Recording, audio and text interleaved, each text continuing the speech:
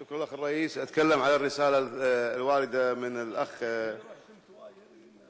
عادل الدمخي، وأنا أعتقد أن هذه القضية أو هذه الالتماسات المقدمة من غير محددي الجنسية البدون هي يجب أن تكون رسالة للكل والجميع في هذه القاعة وللمجتمع بأسره. السؤال اللي يطرح نفسه: إلى متى نستمر بمعالجة هذه القضية بهذا الشكل غير الإنساني؟ 50 عام من القضية. اليوم نحن نتعامل مع الجيل الثالث والجيل الرابع، وهناك حتى أسر كويتية محرومة من استخراج شهادات ميلاد بسبب أن والله الزوجة تكون من فئة البدون.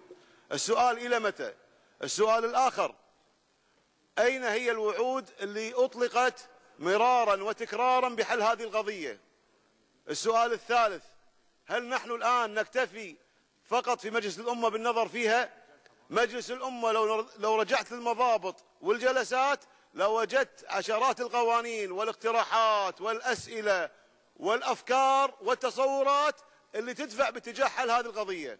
هذه القضية إنسانية، قلناها في السابق ونقولها اليوم مرة أخرى: البدون لهم حوبة، وحرام اللي يستمر بهذا الملف من انتهاك لحقوق الإنسان فيما يتعلق بحقهم الإنساني.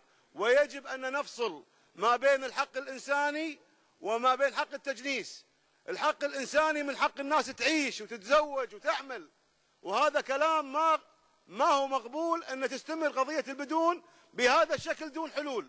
نحن مسؤولين أمام الله عز وجل قبل أن نكون مسؤولين أمام الشعب الكويتي بإيجاد حلول ناجعة لإنهاء هذا الملف وإنهاء العذاب الإنساني وتمكين هؤلاء المسلمين من مزاولة حياتهم دون عذاب مثل ما يجري حاليا. هذا في جهة.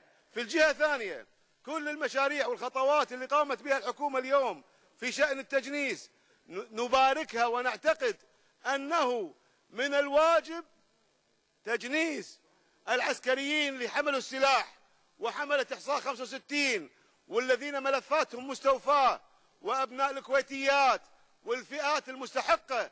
يجب أن يكون في سرعة لإنهاء هذا الملف قبل استفحاله.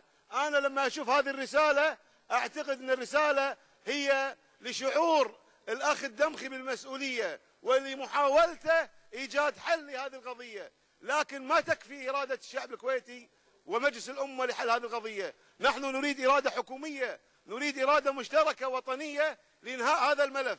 50 عام والناس تنتظر تصريحات.